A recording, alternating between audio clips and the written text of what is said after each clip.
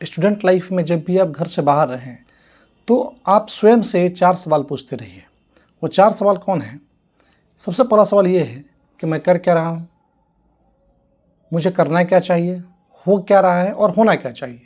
बस ये जो 4 सवाल हैं, जब तक आप स्वयं से पूछते रहेंगे तब तक आप अपने ट्रैक से नहीं हटेंगे। अब आप सोच रहे होंगे कि मैं आखिर आपसे ऐसा क्यों कर रहा हूँ कि आप इन 4 सवालों को स्वयं से पूछें। तो इसके पीछे का मेरा कारण बस इतना है कि जब हम शहर में होते हैं, घर से अकेले होते हैं, अपनों से दूर होते हैं ना, तो सही गलत का रास्ता बतलाने वाला हमें कोई होता नहीं है। हम वहाँ पे हम ही सब कुछ हैं, ना कोई देखने वाला है ना कोई सुनने वाला है। तो मैक्सिमम चांसेस ये होता है कि आप अपने ट्रैक से हट जाएं। कई दफ़ा ऐसा होता भी है। तो जब वहाँ पे कोई नहीं है तो बेहतर क्या है कि हम खुद को ही गाइड करें। और गाइड करने के लिए ये 4 सवाल, जो जब मैं बनारस में था या फिर मैं जहाँ भी रहा हूँ, तो मैं स्वयं से ये 4 सवाल हमेशा पूछते रहा हूँ। पहला ये कि मैं कर क्या रहा हूँ, फिर मुझे करना क्या चाहिए, हो क्या रहा है और फिर होना क्या चाहिए। जब तक आप इन सवालों को स्वयं से पूछते रहेंगे, आप कभी भी अपने ट्रैक से विचलित नहीं होंगे। तो ये सवाल आपको स्वयं से पूछते रहना पड़ेगा। बचपन में जब घर पर किसी बात पर लोग डांट दिया करते थे ना, वो गार्जियन हो, बाबा हो, पापा हो, चाचा हो, जो भी हो, जो भी अपने घर पे रहे, तो उस वक्त ये बातें बुरी लगती थी। तब ये समझ में आता था कि यार काश मैं कितना जल्दी मैं बड़ा हो जाऊं कि मैं घर से बाहर चला जाऊं, मुझे कोई डांटे नहीं, मुझे कोई बोले नहीं।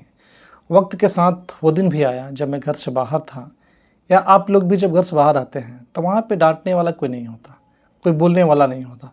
कुछ दिन तो ये लगता है कि हम बहुत आज़ाद हैं, बट फिर धीरे धीरे ये समझ में आता है कि काश कोई होता जो मुझे सही गलत के रास्ते दिखलाता।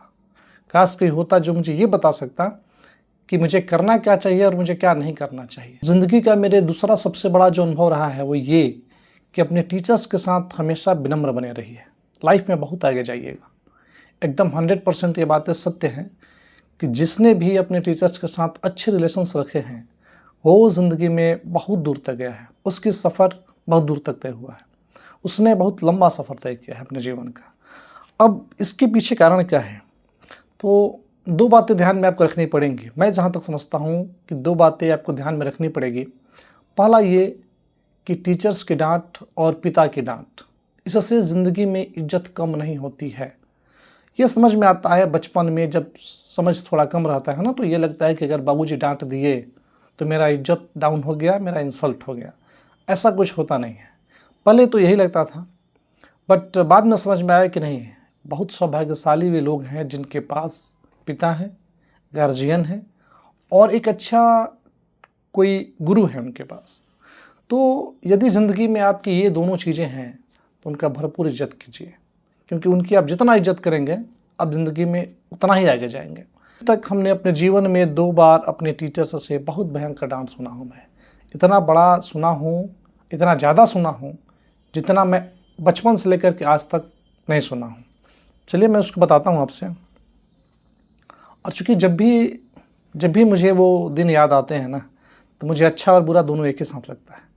समझ में नहीं आता कि अच्छा हो रहा है कि बुरा हो रहा है, लेकिन दोनों का फीलिंग एक ही साथ होता है। मैं आपसे बात करता हूँ कि जब मैं बनारस में था तो दुर्गा कुंड के बगल में जो जलांस मॉल है, उसी के सामने एक टीचर्स थे। उनका नाम था राहुल भट्टाचार्य। बहुत बड़े स्कॉलर थे, बहुत बड़े विद्वान थे। उनके पास पढ़ने के लिए बहुत दूर दूर से बच्चे आते थे। क्योंकि जब गुरुजी ने मुझसे सवाल किया तब मैं उसका आंसर नहीं दे पाया। 1 नहीं, 2 नहीं, 3 नहीं, 4 नहीं, लगभग 5-6 सवाल उन्होंने मुझसे किए और मैं उन 5-6 क्वेश्चंस में से किसी एक का भी मैं जवाब नहीं दे पाया। जब मैं किसी भी क्वेश्चन का आंसर नहीं दे पाया तो गुरुदेव भरी क्लास में बहुत कुछ बोले। इतना कुछ कह दिया जितना मैं सोचा नहीं था। और उनकी बातों से बुरा तो कम लगा, बट दिक्कत ये थी कि अगर उस क्लास में अगर वो मुझे अकेले बुला करके कुछ कह देते तो उतना बुरा नहीं लगता।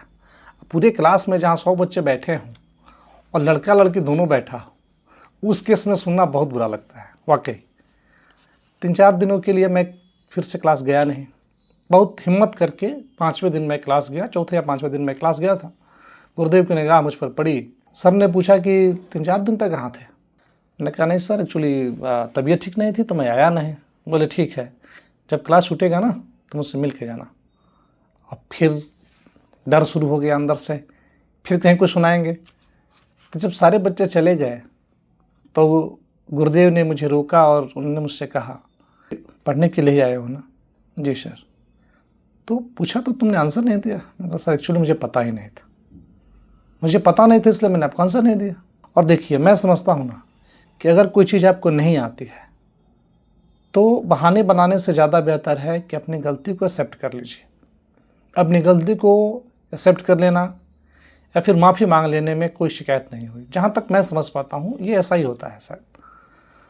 मैंने कहा सर मुझे नहीं आया, मैंने जवाब नहीं दिया।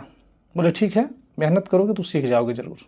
गुरुदेव ने कहा कि अगर बातें ज़्यादा बुरी लग गई हों तो दरवाज़ा खुला है, तुम जा सकते हो और दोबारा फिर आने की ज़रूरत नहीं है। मैंने कहा जी सर। हिम्मत नहीं होती थी कि उनसे मैं बोल सकूं, कि कुछ खुल करके बोलने की हिम्मत नहीं हुई। मैं साइलेंटली वहाँ से चला गया। और जो डांट खाने के सिलसिले में जो मेरा सेकंड अनुभव है वो जहानाबाद का है।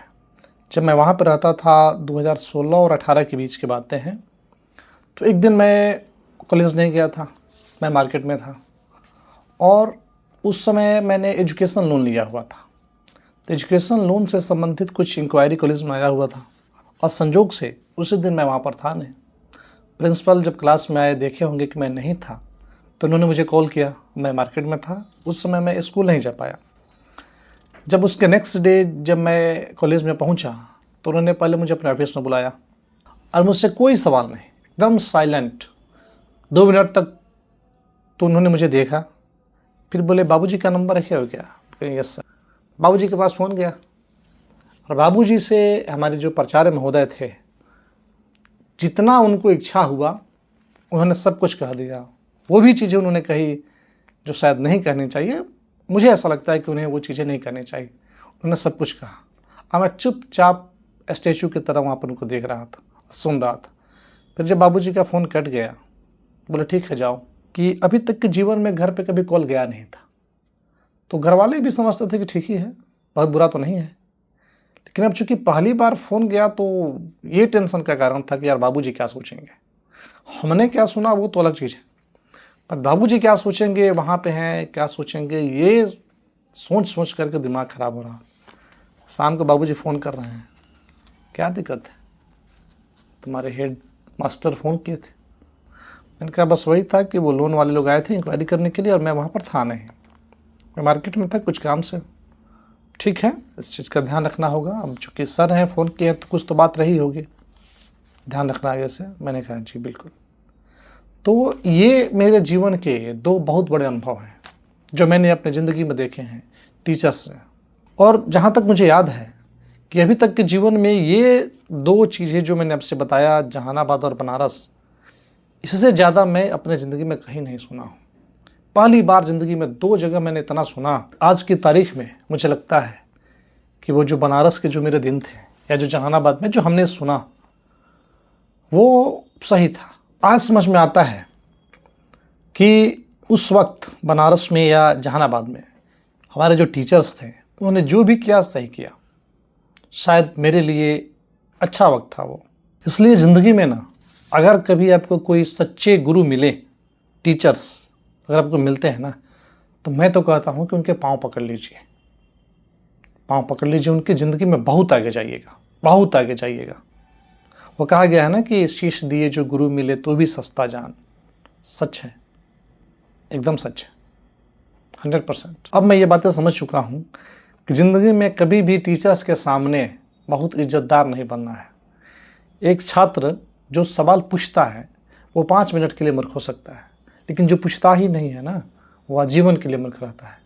तो आजीवन मूर्ख बने रहने से बेहतर है कि टीचर से कुछ सुन लें, कोई उसमें इज्जत नहीं जाएगा। और अगर आपको ये लगे कि आप बहुत इज्जतदार हैं तो एक काम कीजिएगा, सोचिएगा कभी टीचर्स के सामने कभी भी इज्जतदार नहीं बनना है लाइफ में। अगर आगे बढ़ना है तो पहला बाबूजी के पास और दूसरा अपने टीचर्स के पास कभी इज्जतदार नहीं बनना है। इनके सामने बेइज्जत हो जाइएगा तो ज़िंदगी में दुनिया वाले बहुत इज्जत करेंगे आपको। और इनके सामने इज्जतदार अगर आप होने का कोशिश करेंगे तो फिर आपके मार्केट वैल्यू डाउन हो जाएगी।